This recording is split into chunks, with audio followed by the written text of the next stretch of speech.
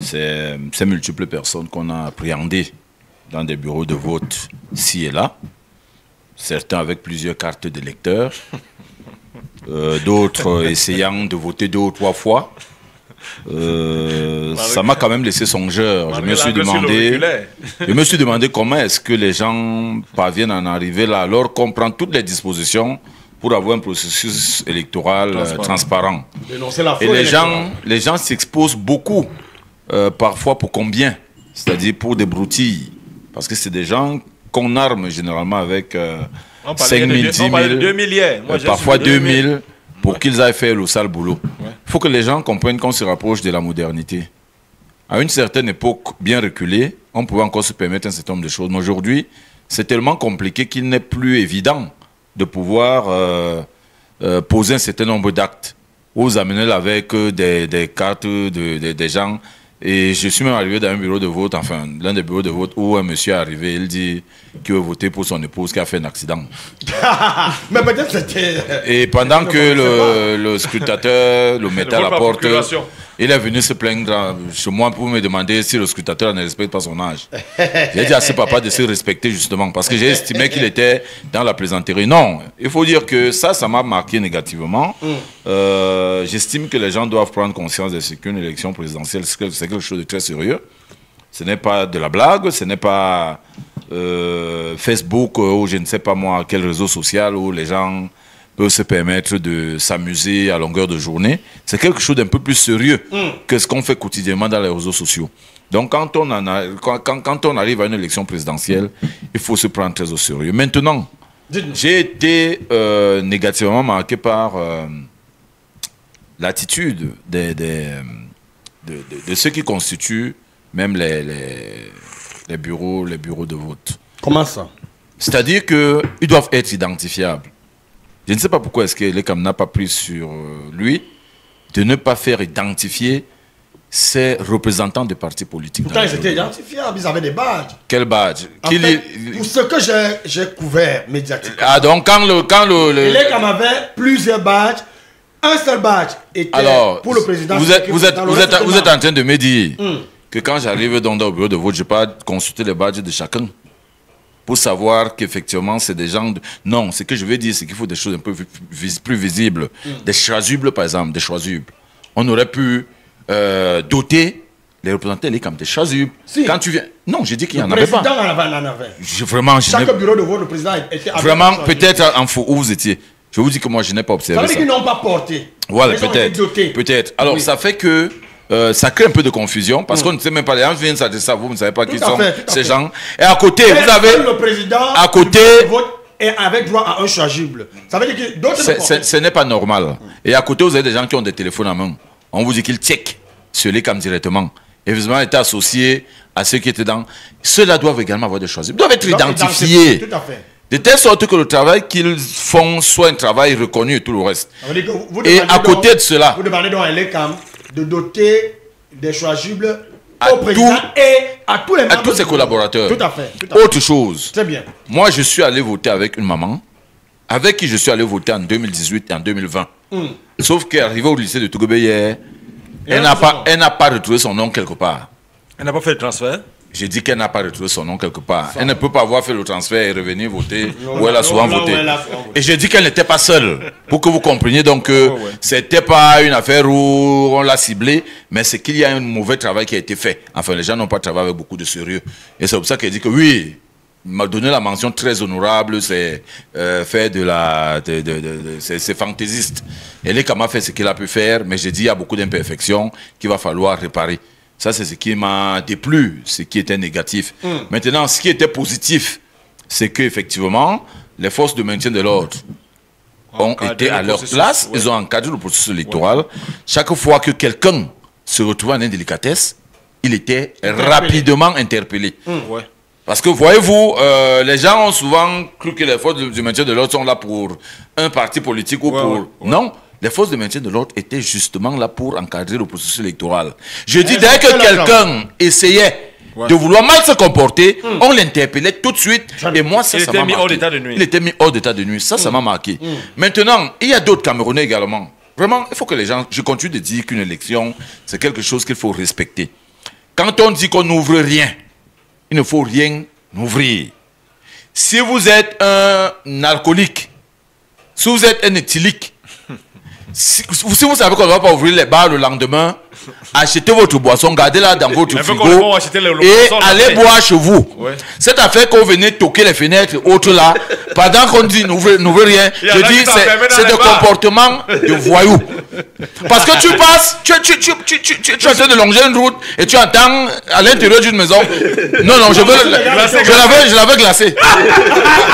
Non, ce n'est pas possible. Tu ne peux pas la vouloir glacer alors qu'on dit que le bar est fermé. Ce n'est pas possible. Et d'ailleurs, j'ai observé au niveau de TKC qu'il y avait, non pas une boulangerie, mais quelqu'un qui a exposé du pain et qui vendait, j'ai dit, au vieux au-dessus de tous. C'était avant 8 heures. Je suis allé voter, cher ami, à 14h45, 15h.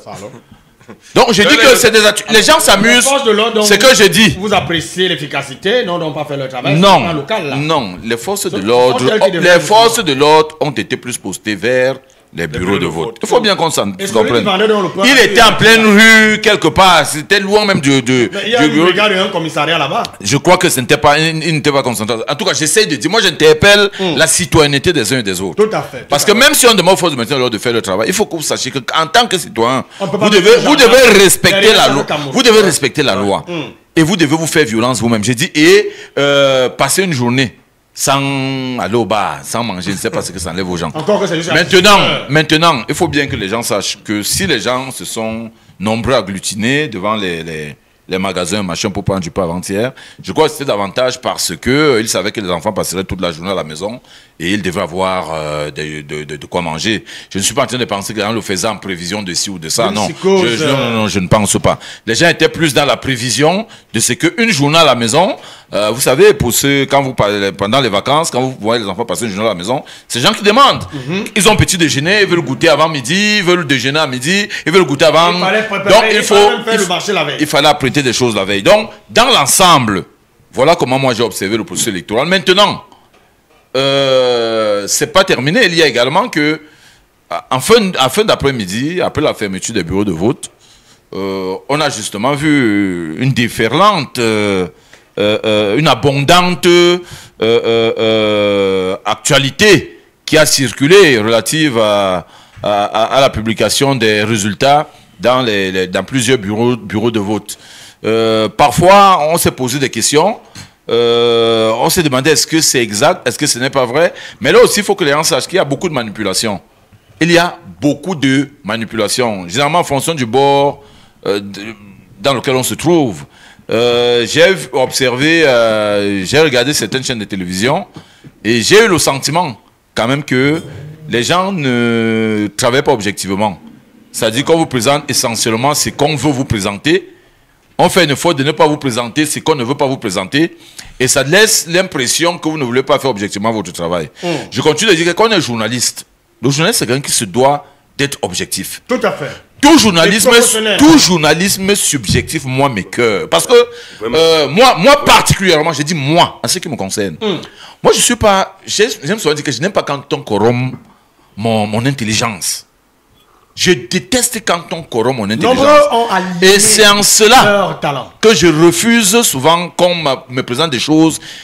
On ne peut pas me présenter quelque chose, une chose blanche. On me demande de dire qu'elle est jaune. Ce n'est pas possible. Comme si on me demandait moi, je ne peux pas manger de ce genre de pain. Et c'est en cela que je dis que hier, j'ai vu beaucoup de personnes plonger dans cela. Non, il faut savoir effectivement que il est très difficile. On a un total d'un peu plus de 31 600 poussières de bureaux de vote. 670 pour être précis. Alors, quand vous voulez vous lancer dans ce jeu, c'est-à-dire de publier les résultats par bureau de vote, ne concluez pas. Ok? Ne concluez pas. Conclure veut dire c'est tel qui a gagné.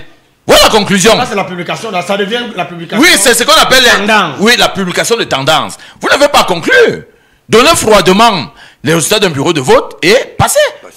Dites dans tel bureau de vote, on remarque que le RDP, ça peut-être 130 voix, le FSNC, le PCR, machin, et passez. Quand vous commentez pour donner l'impression, c'est que vous êtes dans la manipulation. Il faut donc éviter de manipuler. Et j'ai donc vu les gens se laisser aller dans cela, vouloir manipuler l'opinion, ce n'est pas seulement pour ceux qui est des affiliés du RDPC. Il en est de même de ceux qui sont les affiliés du FSN. C'est même par là que ça a commencé. Et c'est terrible. J'ai même vu des communications grandioses, c'est-à-dire portées par ceux qui hier se revendiquaient être comment dire, d'un groupe qui menait une opération de consensus. J'ai vu un communiqué d'Anis Sekani. Et même de Jacob Tchamenei. Je me suis demandé comment est-ce qu'on fait pour en arriver là. C'est-à-dire après 2 heures de la clôture des bureaux de vote, qu'on se permette quand même de faire des déclarations aussi graves. Non, je dis, il faut éviter cela. On n'a pas besoin de ça. On n'a pas besoin de ça. Les différents résultats qu'on a obtenus dans un certain nombre de bureaux de vote pouvaient permettre à ce qu'on commence à avoir une idée de comment va se passer le sprint final, comme les autres ont appelé. Et je crois que ça se dégage clairement. On peut s'en tenir en cela. On a bien vu qu'il y a le RDPC, le FSNC et le PCRN qui, dans tous les bureaux de vote, revenaient quand même, grappillaient quelques petites voix et machin. On ne voyait pas beaucoup les autres. Ça peut donc présager de ce que ces 3 candidats-là peuvent, au bout du compte, être sur le podium et commencer à se disputer qui est premier, qui est deuxième et qui est troisième. Chacun, objectivement, peut déjà, je dis pour ceux qui sont objectifs, je ne parle pas de ceux qui ont déjà des objectifs arrêtés. Parce que l'objectif de chaque candidat là-bas, c'était d'être président de la République. Il ne faut pas qu'on l'oublie. Tout à fait. Donc chaque candidat là-bas, même après avoir eu 0-0-0 partout, peut se déclarer vainqueur de l'élection. Mais il faut beaucoup de réserves. Et quand on observe les tendances, pour celui qui avant-hier disait qu'il peut être président de la République, après les premiers résultats des bureaux de vote d'hier, peut déjà lui-même estimer que vraiment l'affaire que je vous laisse ici est compliquée. Et commencer à avoir de la réserve. Ne plus dire que j'attends vraiment être président. Commencer à avoir de la réserve pour dire que ce n'était pas facile, je crois que c'était difficile, peut-être que il n'était pas encore temps. Il faut pouvoir le faire. En démocratie, on le fait. Et c'est pour ça que dans les grands pays, les pays démocratiques, les pays développés, ce qui se passe encore que là-bas, le décompte est souvent électronique. Là-bas, le décompte n'est pas comme chez nous ici.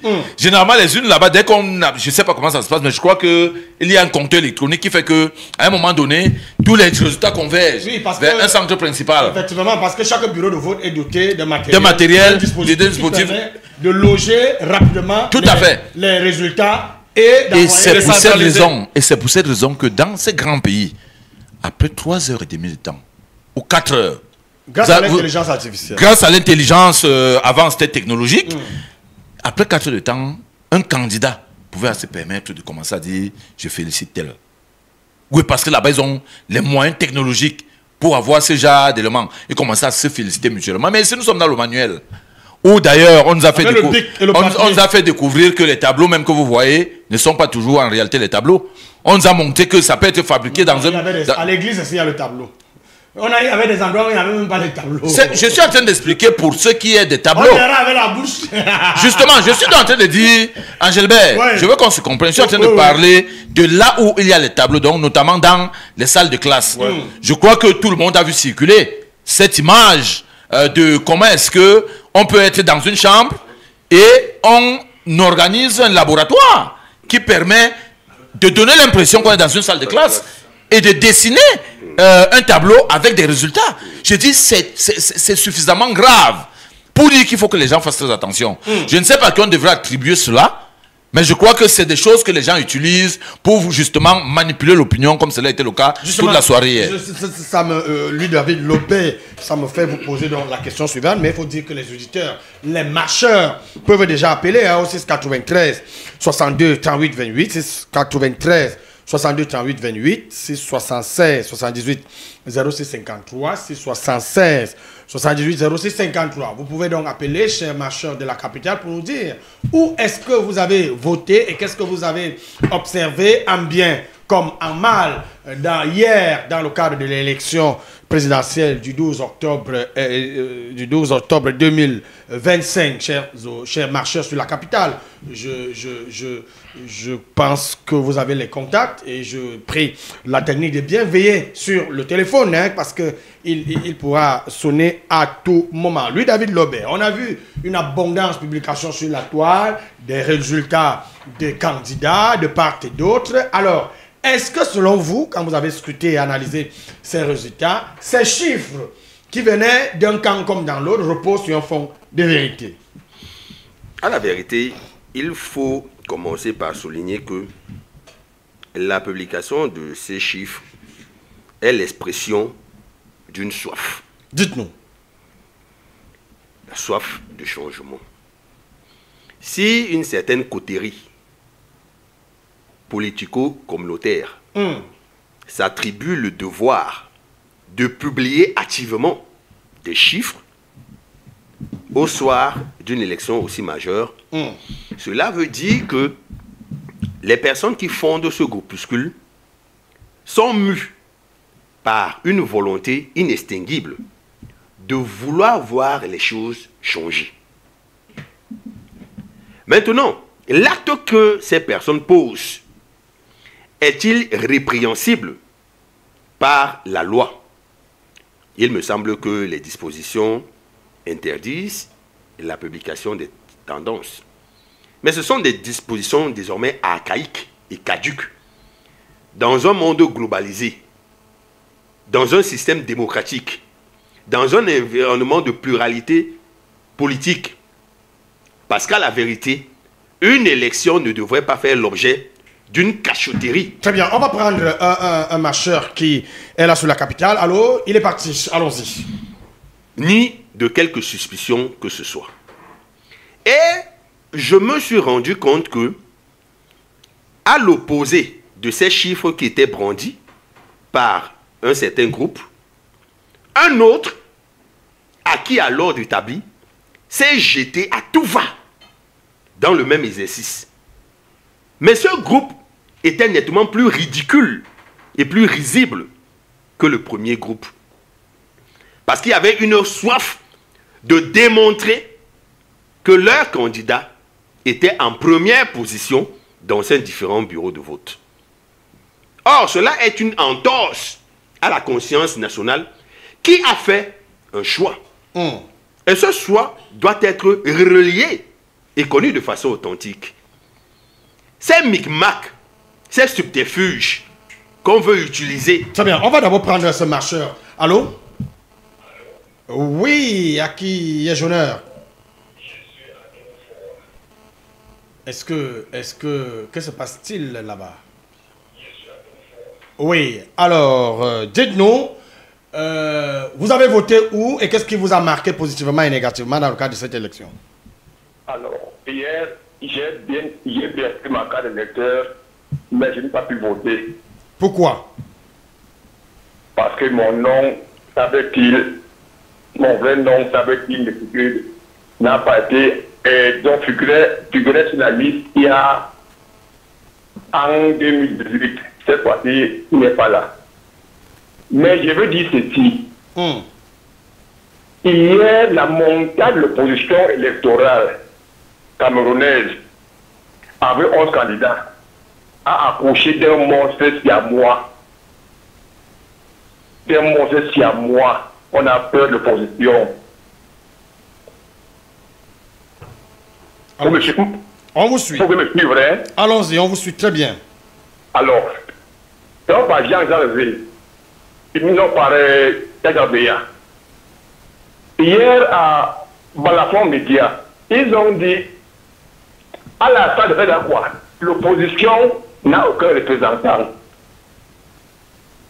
Toujours Balafon, on laissait José Douala, l'opposition, qui a annoncé avoir des représentants, il n'y a personne.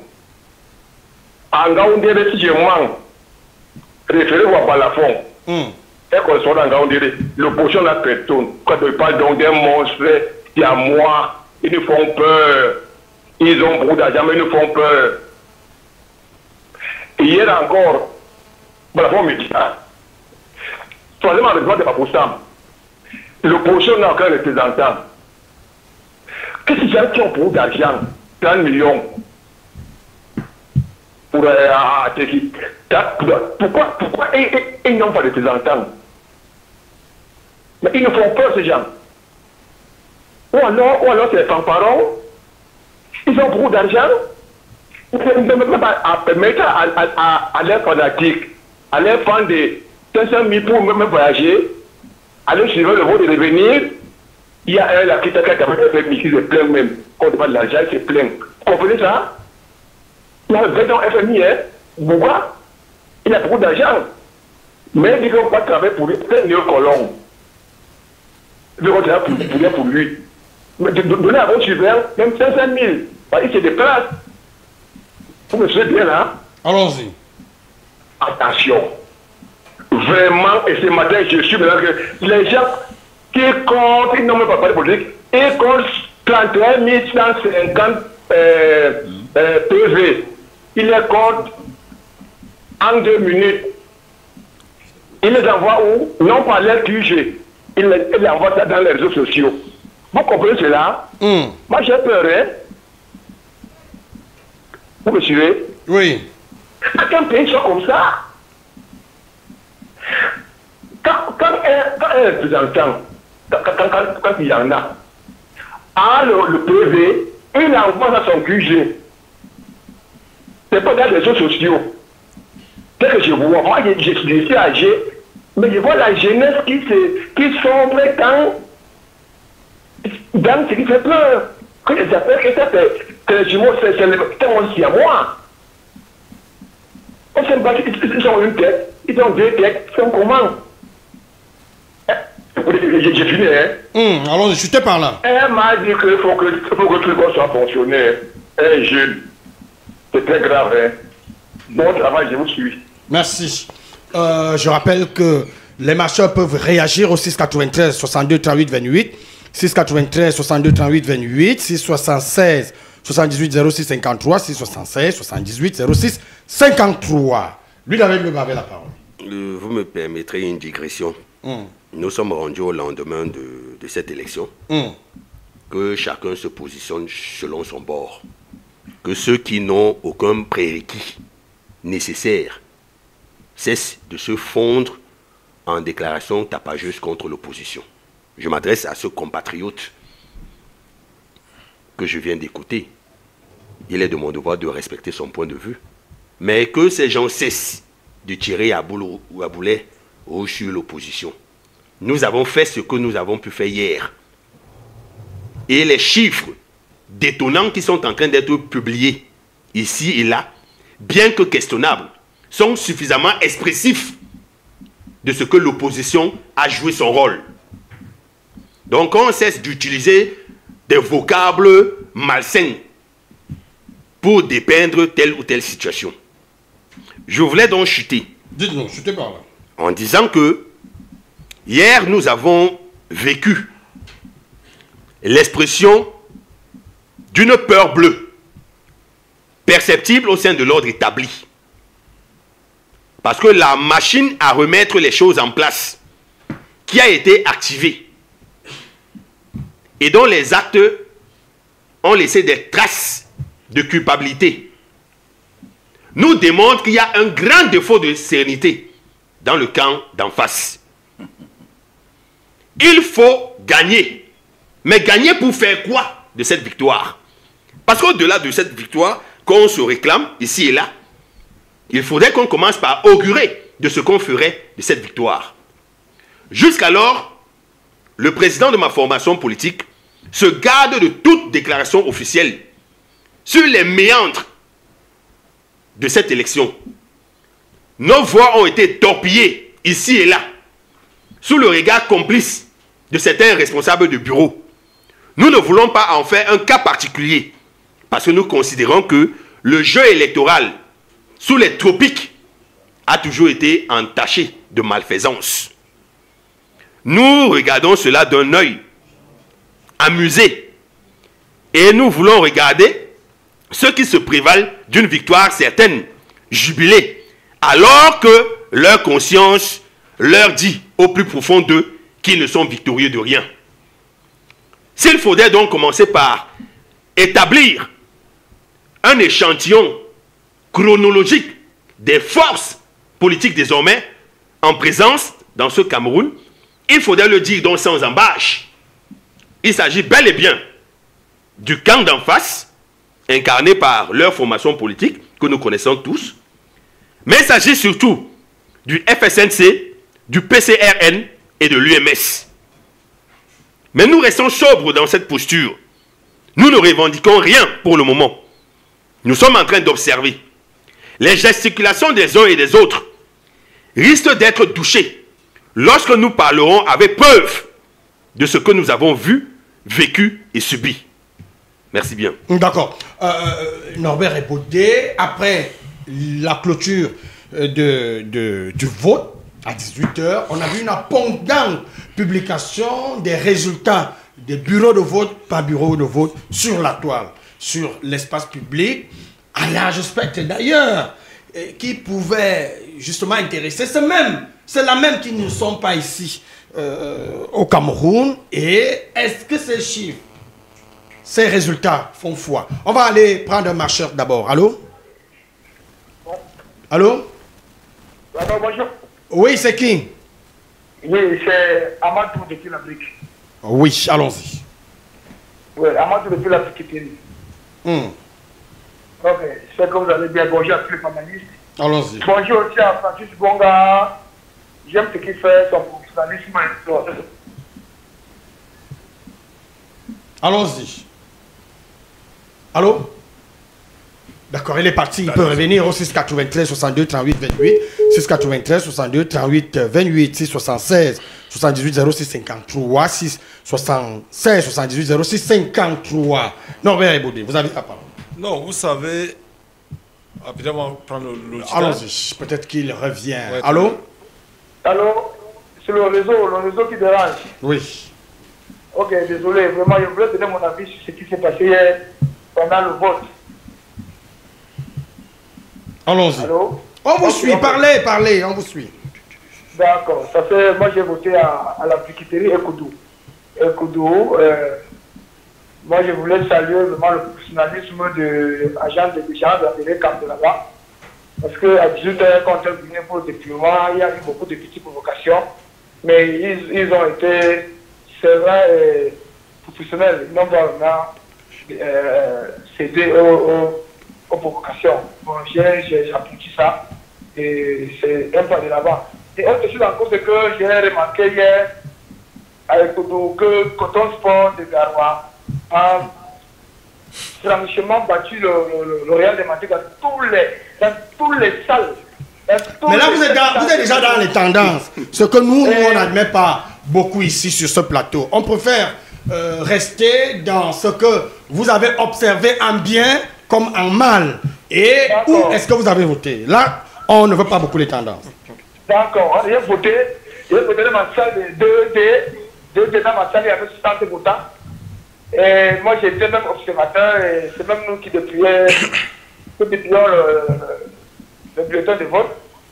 Et dans ma salle, il y avait 60 votants et 41 pour Chiroma et 11 pour EDPC et l'autre c'est 2 pour KBS, c'est genre. Bon, quelque chose de mal que moi j'ai vu, c'est il y a 2 journalistes là sur l'étoile, 2 journalistes connus sur l'étoile, je ne vais pas citer le nom ici, qui sont en train de donner des informations qui sont vraiment pas bien. Tantôt qui trouvent la même photo sur la page de l'autre qui dit que voici les résultats de l'ECAP par exemple à Eboulova, je retrouve la même photo, que la même l'autre dit que c'est à la Léquier. La Léquier est contre la même photo. Donc ils ont des informations aux gens, ils ne connaissent pas ce qu'ils font. Ils font juste tout ça pour conquérir l'opposition.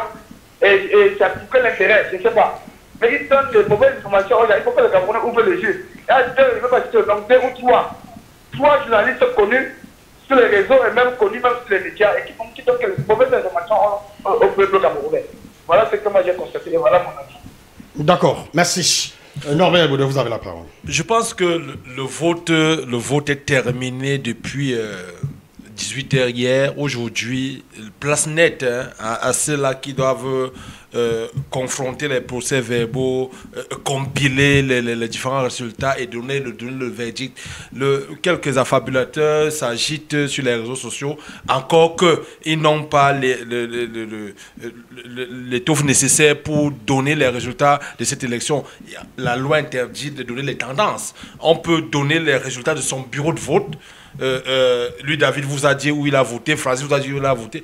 Je vous ai dit où j'ai voté, mais moi, je n'étais pas là au moment du dépouillement. Donc, du coup, sauf si mes sources généralement crédibles dans ce bureau de vote peuvent me les donner, mais jusqu'à présent, je n'ai même pas demandé de ce côté-là. Maintenant, ce qui s'agit, parce qu'il y a aujourd'hui, vous avez vu l'auditeur qui est intervenu, voulait vous amener sur le terrain de Coton Sport et autres. Et on a le sentiment aujourd'hui que tiens, le Cameroun joue l'Angola cet après-midi. Donc, on a le sentiment aujourd'hui qu'on a des supporters d'une équipe contre telle. Non, il ne s'agit pas du jeu. Il ne s'agit pas du show humoristique ou alors artistique pour dire que le meilleur rappeur c'est David Lobert, le meilleur chanteur peut-être de la SICO c'est Francis Bertrand Bonga. Il s'agit des normes établies qu'il faut respecter. Mais quand on voit les gens s'agiter, on a le sentiment aujourd'hui que les gens ne sont pas là peut-être pour défendre la cause commune, mais pour assurer leur positionnement. Moi, j'ai vu certaines une même le matin déclarer déjà le candidat sortant vainqueur. Pourtant, lui-même hier, au sorti de son bureau de vote à l'école publique de Bassos, a eu une déclaration très prudente. Quand le monsieur Charles Ndongolu pose la question s'il compte dérouler son programme politique, il a dit il n'est pas encore sûr d'être élu.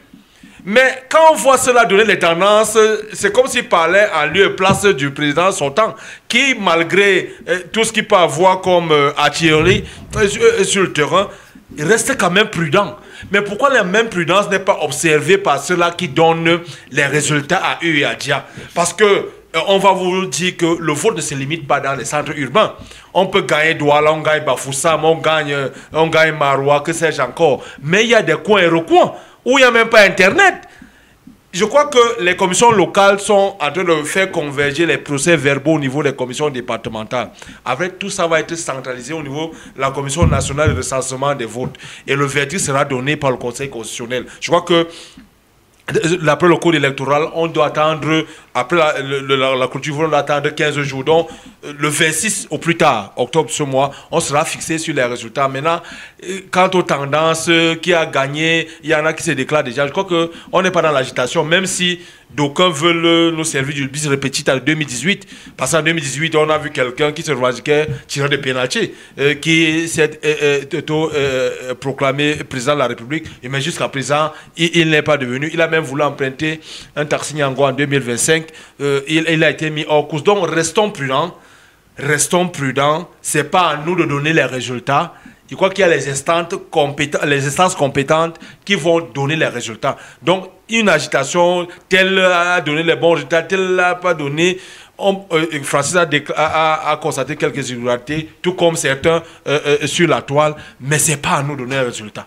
Chacun a un rôle à jouer dans ce processus électoral. Nous avons fait notre job, c'était d'aller accomplir notre devoir citoyen. On l'a fait, maintenant on attend le reste. D'accord, Francis Bonga, cette publication abondante contenait également des publications de tendance. D'ailleurs, vous l'avez relevé. Que dit la loi? Non, mais la loi dit simplement qu'on ne publie pas les tendances. C'est-à-dire, tendance veut dire quoi? De dire, par exemple, qu'au thème de cette élection, c'est tel qui a gagné. C'est ça la tendance. La tendance, ce n'est pas donner le résultat d'un bureau de vote. Ça, ce n'est pas une tendance. Parce que tu peux avoir le résultat d'un bureau de vote de Tourébé, tu dis que tu as les tendances. Ce n'est pas une tendance. C'est le résultat d'un bureau de vote. On te dit qu'il y a 31 605 ou 70. Ouais. Donc ce n'est pas une tendance du tout. Ouais. Ça ne représente absolument rien. Pourquoi? Parce que tu peux arriver dans un bureau de vote où il n'y a que 500 votants. Que représentent 500 votants sur près de 6 millions de Camerounais? Absolument rien. Tu ne peux pas, sur la base de ce résultat-là, estimer que tu as une tendance. Ce n'est pas du tout une tendance. Malheureusement, les deux camps se sont prêtés à ce jeu, à savoir le camp du parti au pouvoir et le camp de l'opposition. Oui, en réalité, ils se sont prêtés au jeu de publication des résultats dans les bureaux de vote. Mais il faut bien observer que... et même des tendances. Non, j'ai dit ceci. J'ai dit ceci.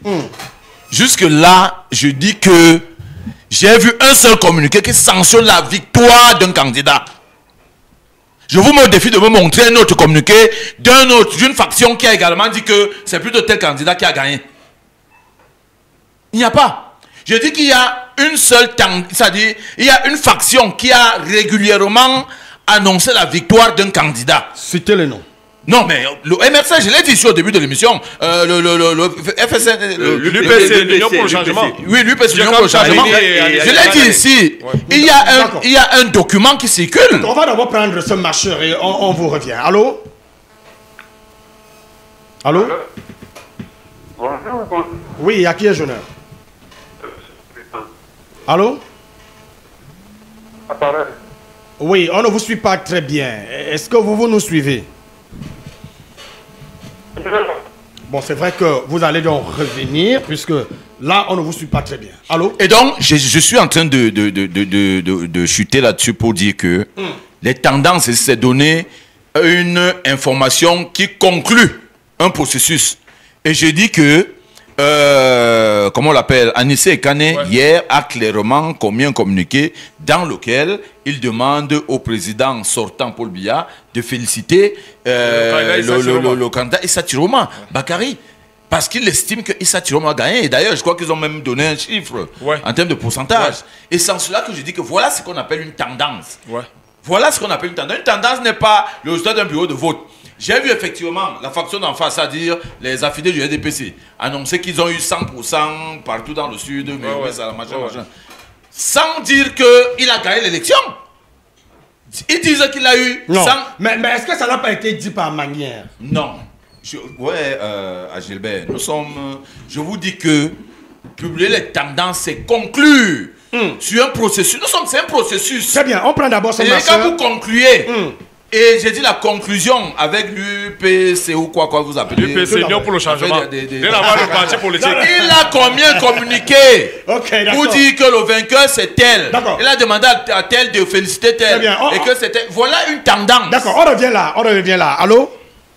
Oui, Angèle. À qui est l'honneur? C'est M. Moubitan Kiré. Vous appelez où? D'où?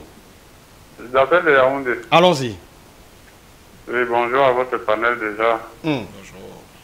Oui, il faut dire relativement que l'élection s'est passée, on peut dire, elle a été passable, quoi, par rapport aux années précédentes, aux élections précédentes.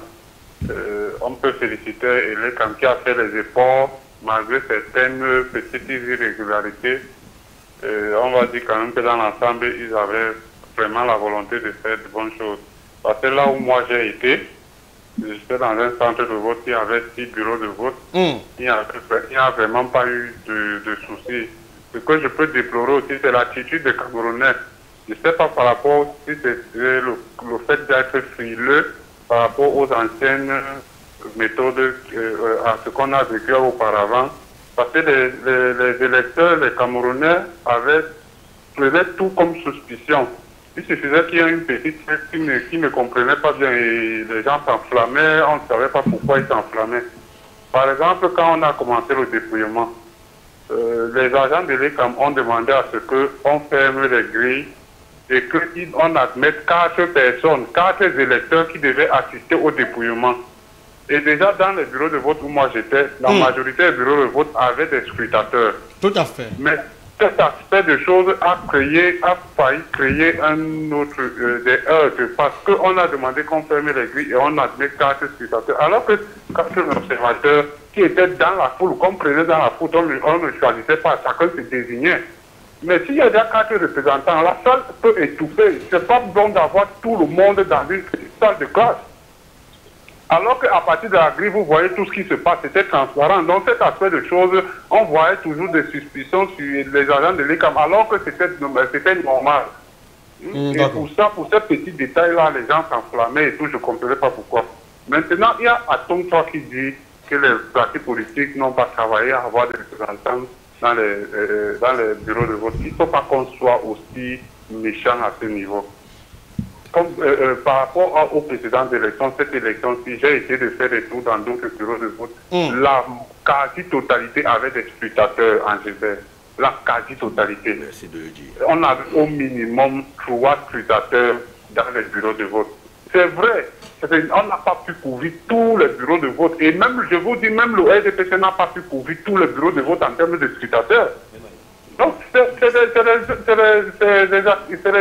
humain. Donc, il n'y a jamais la perfection. Et on doit louer plutôt l'évolution des partis politiques qui se sont pris au sérieux. Il y en a qui se sont bien démarqués et tout. Donc, pourquoi en revenir toujours à vouloir dire que l'opposition a fait ceci, l'opposition ne peut rien? Non, on doit louer les efforts des oppositions. On est quitté de quelque part pour là où nous sommes aujourd'hui et on aspire à la perfection, à mieux. Donc, on doit plutôt encourager que de venir rabaisser, à vouloir rabaisser.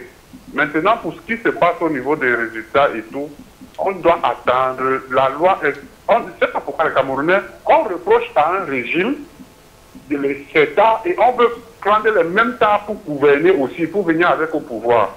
Je ne comprends pas ces gens qui se mettent à publier du n'importe quoi et à faire du grabuge partout, alors que normalement, il y a la loi qui définit comment est-ce qu'une élection présidentielle est proclamée et comment est-ce que le processus est fait. Mais les gens se précipitent à faire des choses et tout, à monter des images n'importe où et à pousser même des gens à descendre dans la rue. Mais ce n'est pas normal, c'est des attitudes à condamner.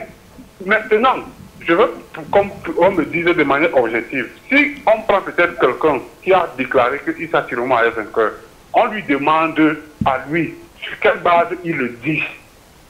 Il va dire quoi de manière objective, soyons sérieux, à ce niveau-ci.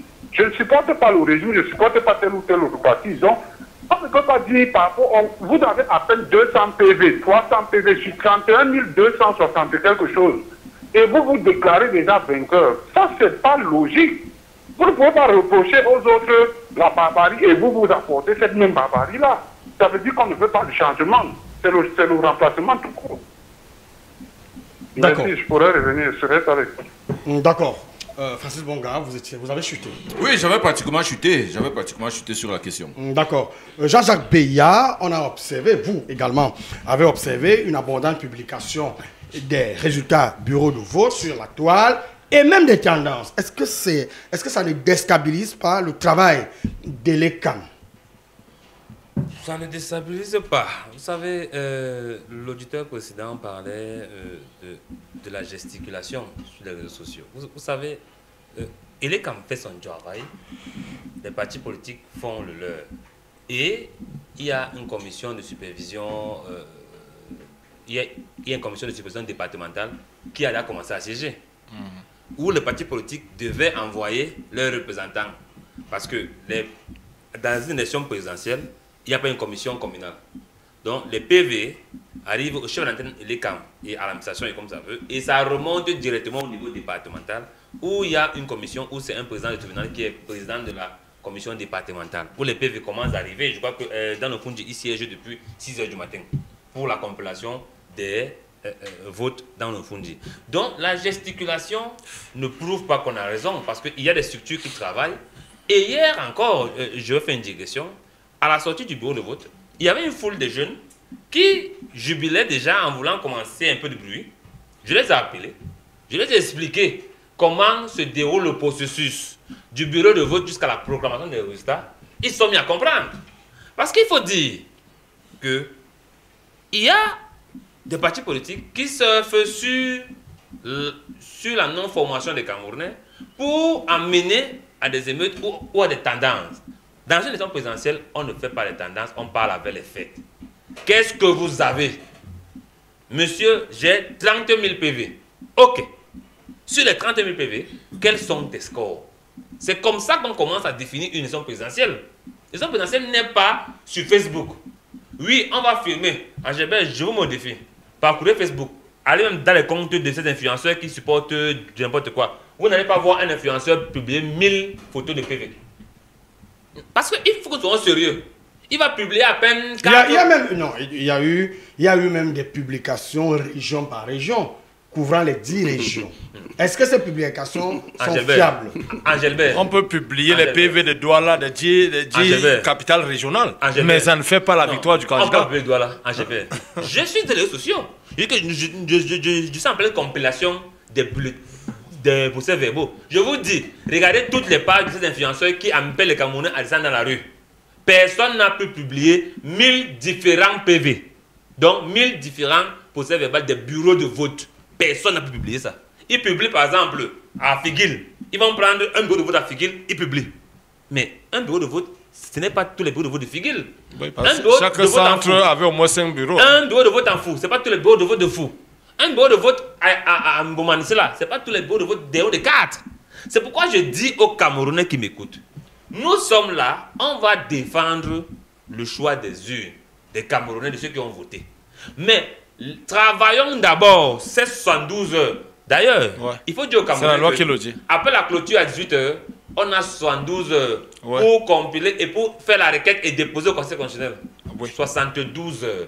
Donc, que les Camerounais aident donc, si vous supportez X ou Y, aidez cette personne à avoir le PV du bureau de vote où vous étiez en tant que scrutateur ou observateur. Aidez-le à avoir ce PV. C'est ce que j'interpelle les Camerounais aujourd'hui, c'est que aidez-les à avoir les PV. Et là donc, en 48 heures, ils vont pouvoir voir où il y a eu des irrégularités. Ils vont pouvoir les noter et déposer dans les requêtes sur la base de ce qu'ils ont en main. Parce qu'on tombe encore dans un piège total. Même le RDPC n'était pas partout.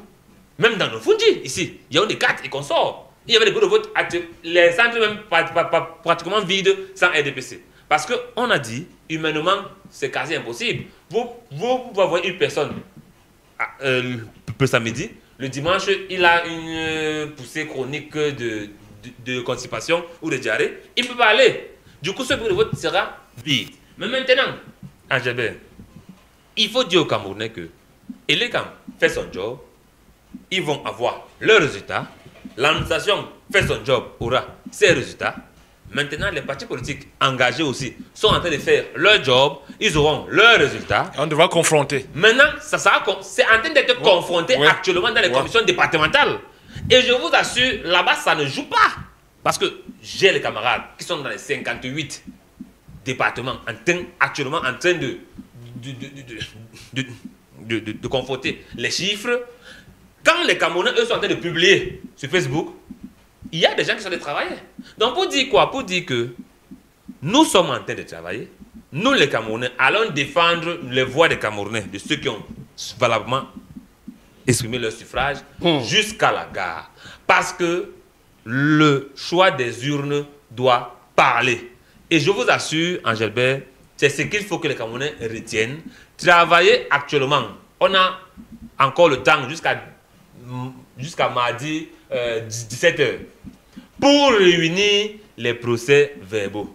S'il vous plaît, même si vous n'étiez pas d'un parti politique qui a eu le plus grand nombre de voix, faites l'effort d'acheminer ce procès verbal vers le QG ou vers quelque part où vous savez que ce parti politique est représenté pour qu'il puisse compiler les voix et avoir un PV physique. C'est le plus important en GV Informo. Parce qu'on va se retrouver encore au Conseil constitutionnel avec les mêmes problèmes qu'on a eu en 2018. Ça, je le dis ici, c'est que les gens vont se baser sur les procès verbaux des commissions départementales qui sont une compilation, qui n'est pas la réalité, qui n'est pas le procès verbal souche du bureau de vote. Parce que devant la loi, c'est le procès verbal souche du bureau de vote qui fait foi devant la loi. Donc actuellement, les Camerounais qui ont voté massivement ou bien aléatoirement hier doivent maintenant travailler pour la récupération des procès verbaux ou bien pour la recherche. Parce que j'ai vu des gens hier, parce qu'on n'a pas donné 10 000, rentrer avec un procès verbal de bureau de vote. Parce qu'il n'a pas eu 10 000.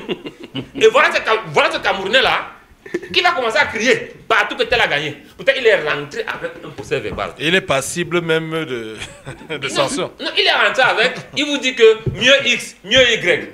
Mais va donner alors à X là. Va le lui remettre. C'est un client de la prison. Va le lui remettre. Ne gardez pas un procès verbal sur vous. C'est ça le véritable problème au Cameroun. Et je le dis avec assez d'emphase parce que j'étais acteur en 2018. 2020 et 2011, 2013, 2018, 2020, 2025. Aujourd'hui, je suis acteur du processus électoral. Donc, quand je parle de ça, je dis, j'ai assez vu, et je dis aux Camerounais, l'agitation. Sur Facebook, parce que tu as eu 5 photos des bureaux de vote, tu déclares un candidat vainqueur, c'est faux. Parce qu'on peut le faire partout, en filmant les tableaux, partout, où vous allez même vous rendre compte que les tableaux même sont en faveur de X par rapport à Y concret partout.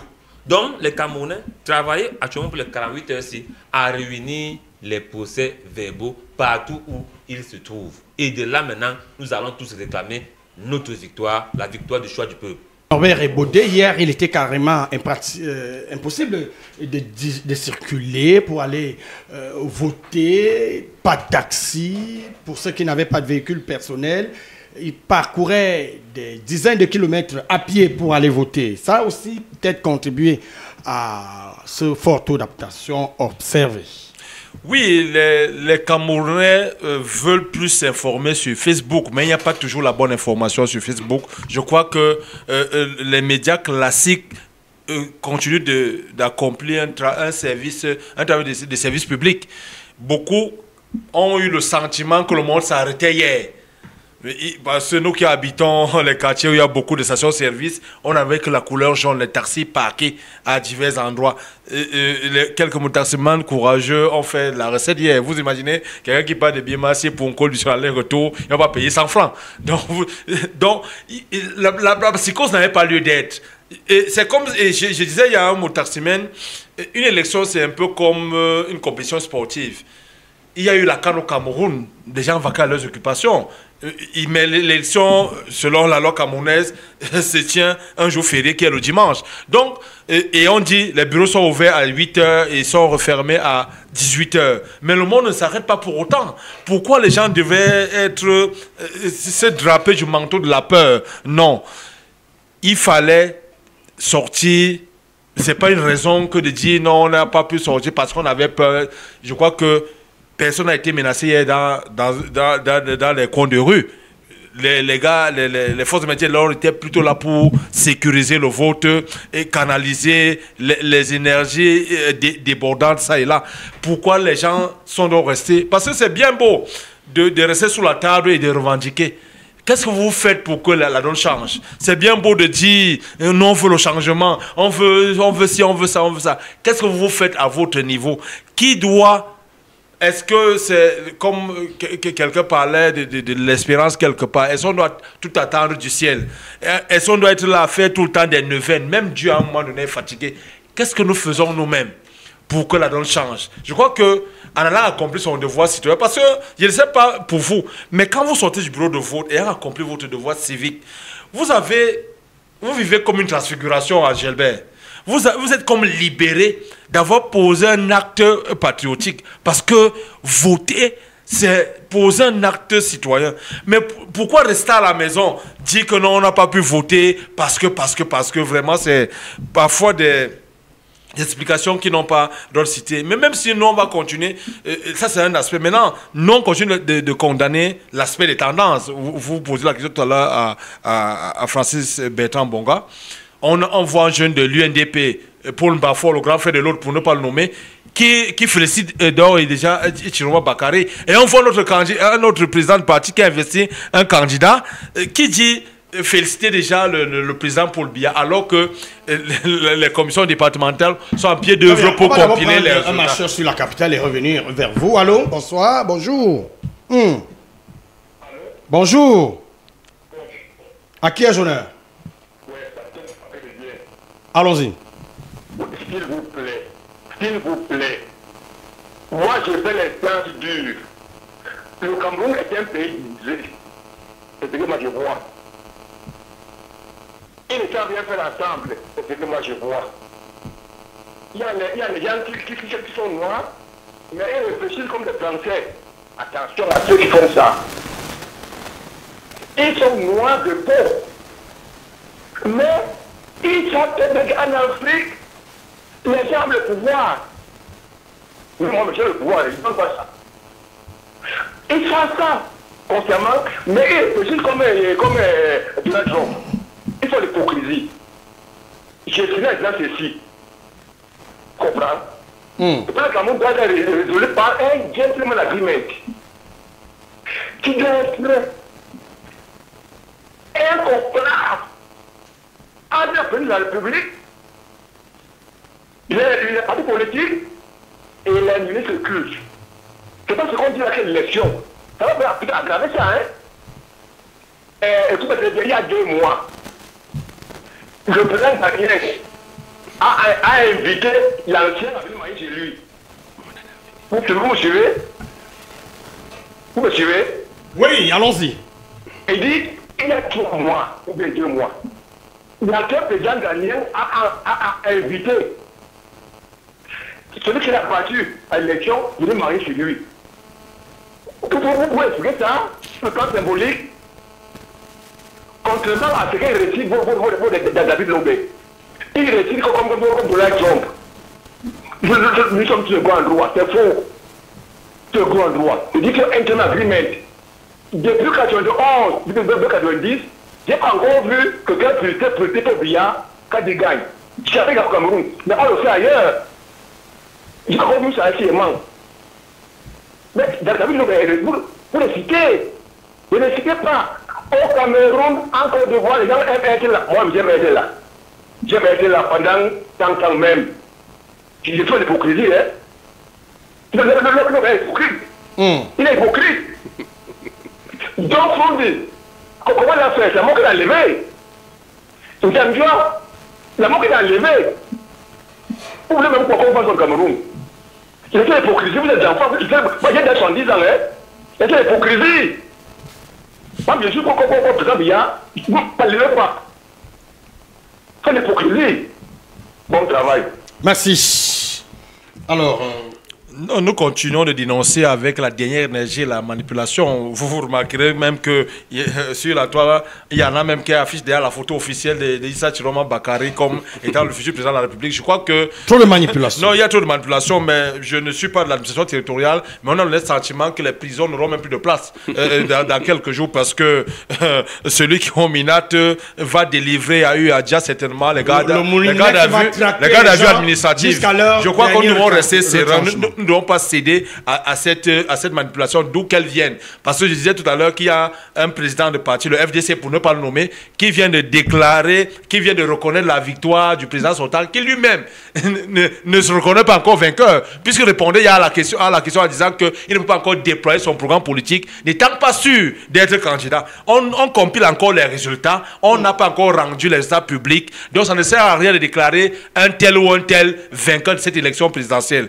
Que ceux qui nous suivent, ceux qui nous regardent à travers le monde, l'intègrent et le retiennent une fois pour toutes. Parce que c'est vrai, nous sommes dans un marché, David Lobé a appelé quelques-uns les boutiquiers politiques. Je crois que pour le moment, gardons encore nos articles dans notre boutique.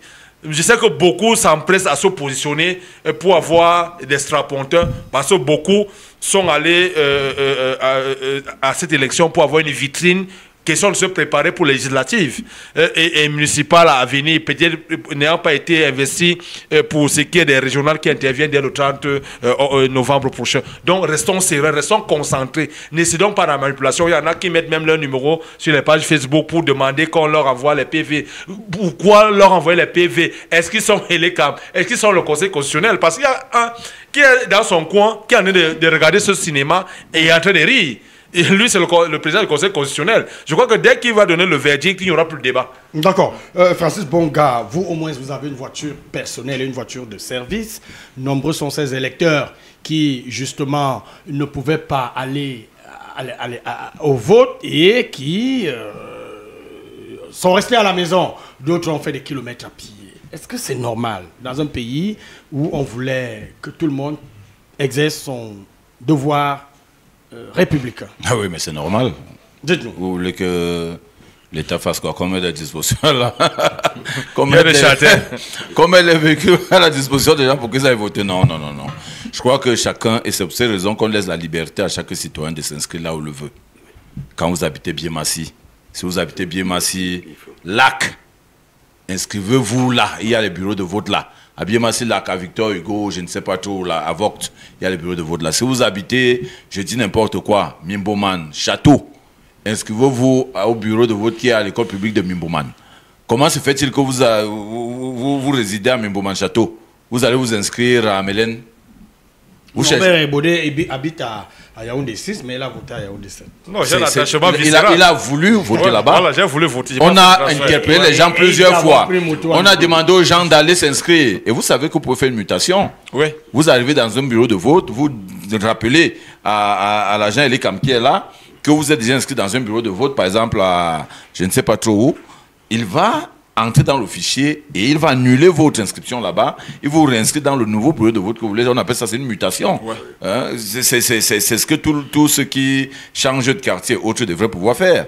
Non, on ne va pas autant demander à l'État. L'État, pour une élection comme celle qui est en train de se dérouler, qui s'est achevée hier, c'est d'énormes dépenses.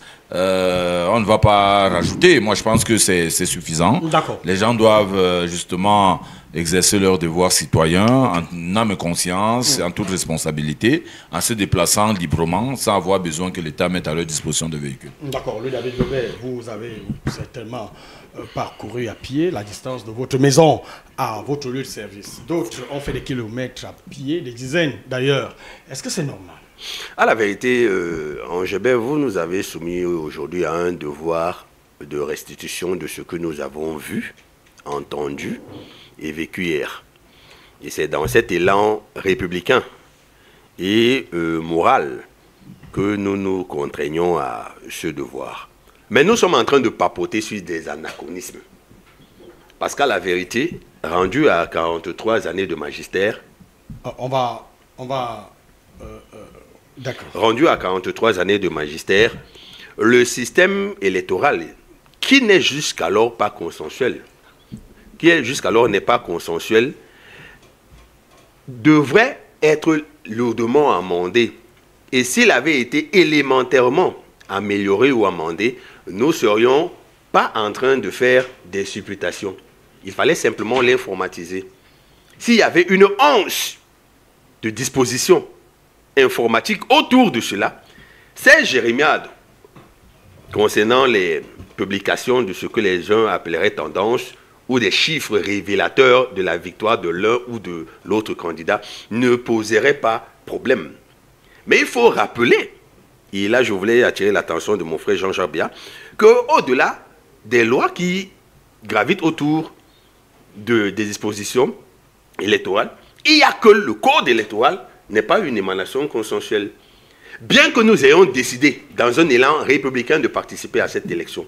Donc, les récriminations allant dans le sens de dénoncer tel ou tel couac ou de ne pas reconnaître la victoire de telle ou telle personne seront toujours légion. En ce sens que le fondement même du processus électoral n'est pas consensuel ou clarifié. Maintenant, quand on décide d'une cessation de toute activité dans le sillage d'un vote, cela me paraît également excessif. C'est le niveau de citoyenneté des Camerounais qui devrait questionner ici. Parce que lorsque des Camerounais auront atteint un seuil appréciable dans cette émancipation civique et citoyenne, on n'aura pas besoin de singulariser le jour du vote. Les Camerounais iront exercer leur devoir de façon quasiment automatique, mus et animés par la volonté de participer à la marche des affaires de la cité. Vu donc sous ce prisme, on n'aura pas besoin d'amoindrir la circulation. Et puis, cette disposition entre toujours dans le cadre des tripatouillages. Parce qu'en fait, qu'est-ce que redoute-t-on? Que redoute-t-on? Ce sont des charters qu'on redoute. Oui. David. Oui. Vous savez, lorsqu'il était minuit samedi, oui, je quittais du quartier général du parti, oui, CRN, pour rentrer chez moi, oui, en Colo 2. Oui. On n'a jamais demandé aux voitures de ne pas circuler. On n'a jamais demandé aux motos de ne pas circuler. Nulle part c'est écrit. Mais je vous dis, c'est l'impuissance apprise des Camerounais qui fait que les Camerounais eux-mêmes mettent dans leur tête qu'on les interdit de circuler. Donc ils se sont auto-intériorisés des lois qui n'existent nulle part et qui ne sont dites nulle part parce qu'il y a les mots d'ordre. Non, on a dit ceci, qu'on ne marche pas, si on sort, si on sort, si on sort. On n'a jamais demandé aux Camerounais de ne pas circuler. Et c'est ça le véritable problème, David. C'est que les Camerounais se donnent des lois qui n'existent nulle part. Non, il a été clairement dit qu'on ne veut pas d'attroupement. D'attroupement. On parle d'attroupement. Cela suppose que on ne veut pas voir réunir au même endroit 3, 4 personnes causant comme à l'accoutumée. A dit donc que dans un taxi, 3, 4 personnes, cela peut être assimilé. Ça, c'est pas un attroupement. Vous êtes dans une voiture qui va vous laisser à une destination. Voilà. Et vous allez observer que les stations-service étaient ouvertes. Oui. Donc, ça veut dire qu'on savait que les gens peuvent consommer. Mais, oui. Moi, je pense que les gens font un peu d'amalgame. Oui. Il ne faut pas, et c'est comme cela dans tous les pays du monde. Oui. Le jour de l'élection, on fait un effort de se concentrer sur l'essentiel, c'est-à-dire d'aller voter. Oui. Quand vous partez de chez vous, vous pouvez aller voter, mais on ne vous empêche pas d'aller rendre visite à quelqu'un.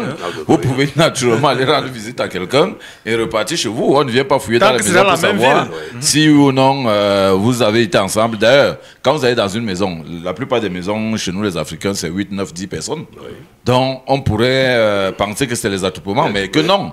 C'est que les gens sont chez eux à la maison et ils gèrent la journée à la maison. Ils sortent pour aller exercer leur devoir citoyen en votant et ils reviennent à la maison. Pour ceux qui veulent continuer, ils peuvent continuer. Et c'est pour ça qu'il n'y a pas de provision. Oui. Si tu vas rendre visite à l'un de tes amis qui a approvisionné son congélateur, qui a une bonne cave, donc vous pouvez vous la faire pendant toute la journée, que personne ne va rien vous faire. D'ailleurs, je suis dans un forum avec les amis. Un allait voter quelque part hier, et heureusement pour lui, il votait dans un bureau de vote qui est situé pas loin de la chefferie. Il a reconnu l'un de ses amis qui l'a invité prendre un verre. Ils se sont retrouvés, il était 9h. Je voudrais vous dire qu'à 18h30, 19h, il publie encore les photos pour dire que nous sommes là. Pendant que vous dépouillez, nous attendons les premiers résultats. Comme pour dire que non, on n'empêche pas aux gens de se mouvoir. On évite simplement qu'il y ait des choses qui peuvent aller dans le sens de perturber le processus électoral. Et comment on appelle, un regroupement peut justement perturber le processus électoral, en ce sens que les gens peuvent se passer le mot et partent par exemple vers un bureau de vote pour aller revendiquer ou faire ci ou ça. On a quand même observé ça, Jean-Jacques Beya, la connexion, le réseau n'était pas aussi très bon. Les gens se plaignaient de la mauvaise qualité de réseau Internet, même les appels étaient dégradés. Est-ce que cela n'a pas aussi contribué à démobiliser, à faire obtenir un peu plus d'abstention? J'ai bien informé, vous savez que le détenteur de la fibre optique au Cameroun, mis à disposition par l'État, c'est une entreprise qui a une couleur bleue. Et cette entreprise est desservie par 7 entrées de fibre optique au Cameroun. Ça a 7 entrées de fibre optique au Cameroun. Et ce pays est classé, je crois, 138e en termes d'utilisation de fibre optique, d'Internet. Pourtant, en termes de potentialité en Afrique, le Cameroun est, je crois, 11e. Mais en termes d'utilisation ou bien de la performance, le Cameroun est parmi les 10 derniers.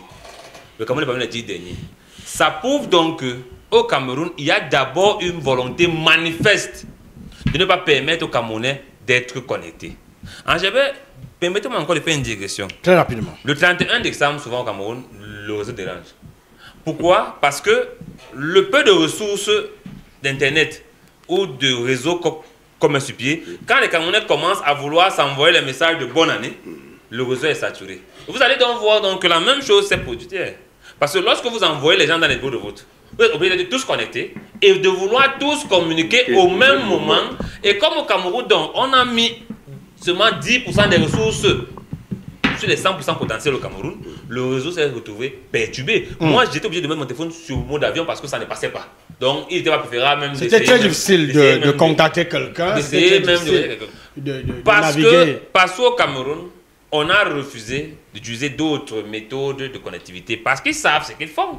Ce n'est pas question d'élection. Au Cameroun, ils refusent que les Camerounais soient connectés. Parce que si on utilise la connexion satellitaire, les gens seront connectés même à Ile Khalifa. Parce que là, ils ne passeront plus par des antennes. Ça passe directement par satellite qui arrose même dans les forêts. Ça, ils refusent. Donc je crois que le Cameroun est dans un processus d'embrigader les Camerounais et de ne pas donner aux Camerounais la bonne information et de ne pas permettre aux Camerounais d'avoir accès à la bonne information. Donc c'est un problème généralisé de la base de la création et de la structuration d'Internet au Cameroun que nous subissons tous les jours. Mais pour hier, quand même, c'était grave. Parce que hier, tout le monde se plaignait. D'accord. Mais les gens ont quand même réussi. Parce qu'il y a des systèmes VPN que les gens ont installés. Donc, ils ont réussi à pouvoir avoir la connexion pour diffuser les PV qu'on voyait. Donc, ça aussi fait partie aussi de l'ingéniosité des Camerounais. Mais je dis, dans l'ensemble, le Cameroun ne veut pas que nos fils et consorts soient connectés. Parce que si Norbert Eboudé veut écrire à sa mère qui est au fond au cola, il est obligé de passer par l'appel normal. Pourtant, l'appel normal, elle peut ne pas être couverte. Pourtant, s'il y avait une couverture satellitaire, exemple, je ne veux pas citer parce qu'il ne paye pas, il y a un Américain qui a un système de connectivité satellitaire, ça on peut le faire au Cameroun. Là, ça permet que la maman qui est au village n'a pas besoin d'avoir une puce. Elle a juste son antenne satellitaire qu'elle place dehors, un peu comme pour les images. Aujourd'hui, dans nos villages, il y a une parabole qu'on voit partout, même dans les sous-quartiers. C'est le même système qu'on utilise pour Internet. Et là, l'État camerounais refuse. Donc, c'est un problème généralisé au Cameroun. Internet au Cameroun est vraiment empêché. On empêche les Camerounais d'être connectés. Ok, nous sommes arrivés au terme de cette émission, émission Marche sur la capitale, qui a été mise en onde par Paulin Aouna et avec Alex Vonda la réalisation vidéo. Il faut donc dire que Daniel Yondo assurait la police d'antenne et je modérais en lieu et place de Jean-Jacques Zek qui, lui, il vous revient et qui assurait la supervision générale. Francis Bonga était là, un marcheur. Norbert Eboudé était là, un marcheur. Il faut dire que lui, David Lobé, était là également, un marcheur. Et Jean-Jacques Beya était également là. Demain, c'est un autre jour.